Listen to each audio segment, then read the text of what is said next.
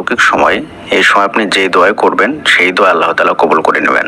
যে দোয়া করবেন সেই দোয়া কবুল হয়ে যাবে। দীর্ঘদিন থেকে আপনার দোয়া আটকে আছে, কোনোভাবেই কবুল হচ্ছে না। অনেক কিছু করে দেখেছেন, কোনো কিছুতেই কোনো কিছু হচ্ছে না, কোনো রাস্তায় খুঁজে পাচ্ছেন না। জাস্ট কয়েকটা দিন তাহাজ্জুদের সালাত আদায় করুন। তারপরে দেখুন যে আপনার মধ্যে কেমন পরিবর্তন আসে, আপনার চারপাশ কেমনভাবে পরিবর্তন হয়ে যায়। আপনার সঙ্গে 100% মিরাক্কেল হবে। আপনি জাস্ট কয়েকটা দিন তাহাজ্জুদের সালাত আদায় করেই দেখুন। চারিদিক অন্ধকারে আপনি ফেসে গিয়েছেন, কোনো রাস্তা খুঁজে পাচ্ছেন না, কিভাবে বের হবেন, কিভাবে কি করবেন।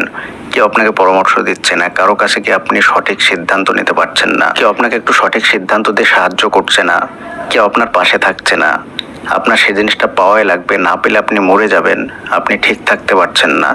এই পরিস্থিতি হলে আমি আপনাকে বলবো মাত্র কয়েকটা দিন তাহাজ্জুদের সালাত আদায় করুন। আপনাকে কিচ্ছু করতে হবে না, শুধুমাত্র একটু আগে করে ঘুমিয়ে যাবেন। কারণ আপনি যদি রাত্রি করে ঘুমান, লেট ঘুমান, তাহলে আপনি তাহাজ্জুদের সঠিক সময় জাগতে পারবেন না। ঘুমানোর সময় চেষ্টা করবেন ওযু করে তারপরে জিকির আজকার করতে করতে ঘুমাবেন।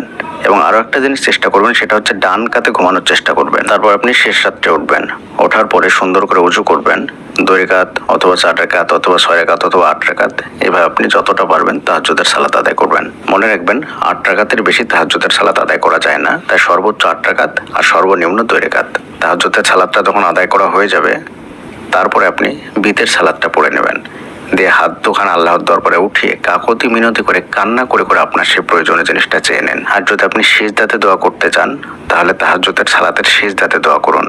নফল সালাত, তাহাজ্জুদ সালাত, এই সালাতের সিজদাতে দোয়া করা যায়, বাংলাতেও দোয়া করা যায়। সিজদাতে গিয়ে আল্লাহর দরবারে চোখের পানি ফেলে কান্না করে করে দোয়া করুন এবং আপনার যেটা প্রয়োজন বা আপনার যে সমস্যা সেটা আপনি আল্লাহকে বলুন। দেখবেন আপনার মনটাও হালকা হবে এবং দোয়াটাও সঙ্গে সঙ্গে কবুল হয়ে যাবে ইনশাআল্লাহ। আল্লাহ তাআলা আপনাকে সঠিক সময় সেই জিনিসটা দিয়ে দেবেন। এইভাবে মাত্র কয়েকটা দিন তাহাজ্জুদের সালাত আদায় করুন, জীবন পরিবর্তন হয়ে যাবে ইনশাআল্লাহ। আপনার যত সমস্যা সবকিছু সমাধান হয়ে যাবে।